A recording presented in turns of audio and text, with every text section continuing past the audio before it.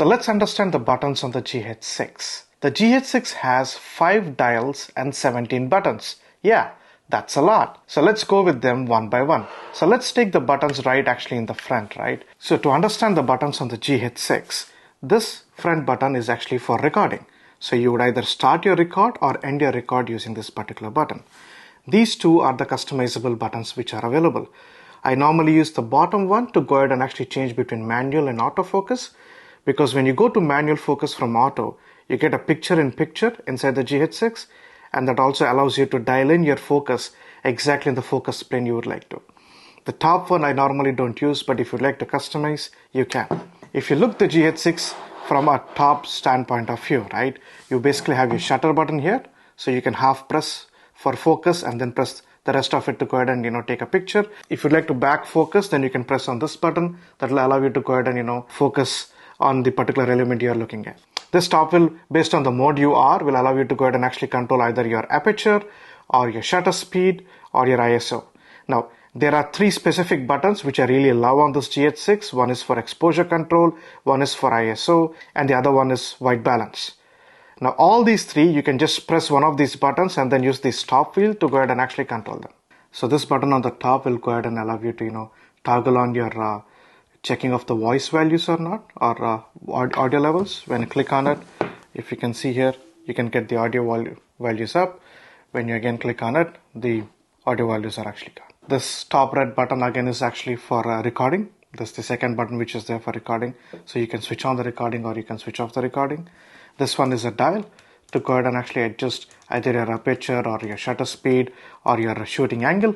So yes, in the GH6, in the video mode, you can go ahead and choose your shutter angle. So you're always 180 degrees away from, the frames per second at which you're shooting. That means if you're shooting at 24 frames per second and you have it at 180 degree shutter angle, so by default, the shutter is actually maintained at 48. So moving on, so this is actually a switch on and switch off button that you're going to basically have here. Okay, whenever you switch it on and switch it off, you basically have this LED light that would actually glow in there. This is a mode selection dial, and this dial actually has a lock in it. So you can lock in the particular mode you're in, and you have multiple modes here. So to start off with, you basically have C1, C2, C3, C4. So all 4 customizable modes. And under C4, you can again soft customize another 4 modes actually in the display. Now, whereas you obviously have an intelligent mode, and then you have the default P, A, shutter for S, A was for actually aperture, EM is the manual mode, and then you have the classic video mode. The dial on the left hand side of the camera is to basically select your drive mode. So you have a single shot, you have a high speed shot 1, you have a high speed shot 2, then you have a high resolution handheld photo that you can take, which is almost like I think if it's not wrong, it's a 100 megapixel image that you can take from this.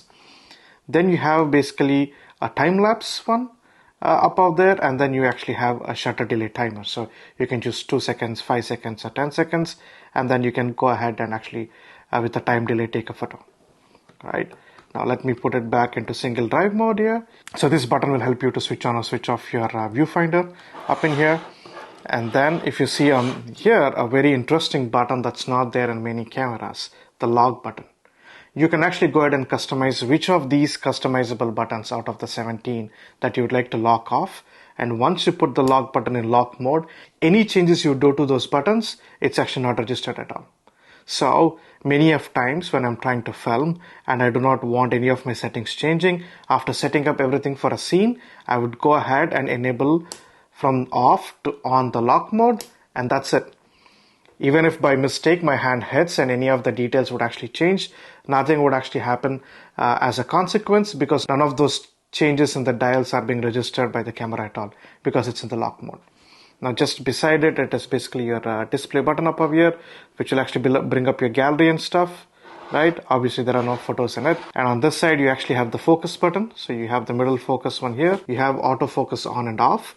And then you actually have a dial here, and this dial allows you to change very quickly between manual focus, autofocus continuous, and autofocus single. 3 modes that you can actually change. This is one of the very good features of I'm guessing it's a more of a Panasonic thing than the GH6 one, because even my G9 actually has the same feature where on the fly I can switch from manual to autofocus continuous to autofocus single just by flicking the dial, and I did not go into any of the menu settings and actually change it like in my Sony. You obviously have autofocus on and off, and then just adjacent to that you have this joystick. The joystick here is pretty much very functional. It's a 5-way click joystick, so you can actually try to select your different focal points. Then what you have is one of a very interesting buttons called as quick menu. This quick menu, based on the mode dial you have actually set into, gets into the exact different quick settings available for that particular mode, and it'll start allowing you to go ahead and start customizing the way you would like to want to. You can customize your auto white balance,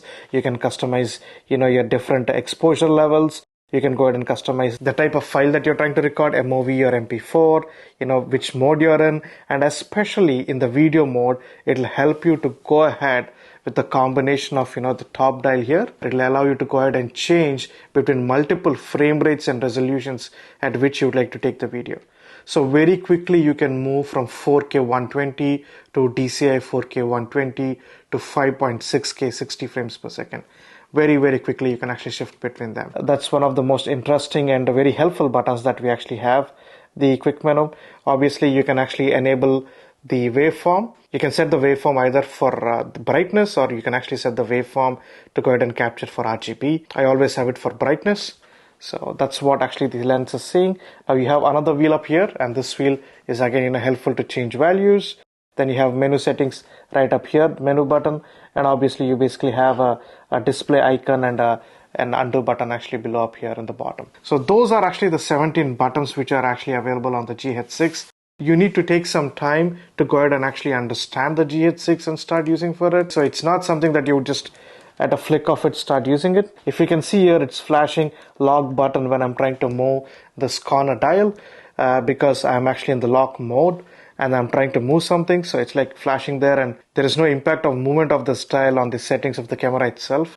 But once I actually unlock it, then I can actually change. So guess my angle has actually gone very high for my shutter speed. So I can just put my angle to say 180 degrees. That's what I would love to have. My f is actually at 5.6. This is 9mm f 1.8, so I can actually get it to 1.7.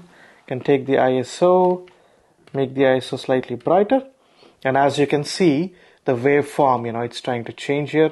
You can clearly see the waveform for brightness or luminance basically getting changed.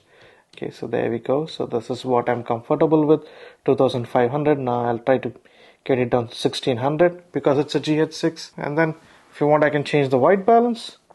Okay, can just put it day, or actually it's in the evening at the time I'm shooting, and then I can come back and actually look at the ISO exposure values. The exposure values is -1, so I can't do much about it out there. So I think I have to reduce my angle there. Now you can see the entire image. In fact, you can also see my light on the other end. Great, so these are the buttons. You basically have 5 dials on it. You have 17 buttons on it. It takes time for you to basically adjust and absorb which button does what and how it actually impacts while taking shooting. So when you buy a GH6, take your time, practice each one of these modes so that you're well aware, and use the right mode at the right situation while you're shooting at a client or at your personal, content creation requirements. Until the next video, take care, stay safe, peace.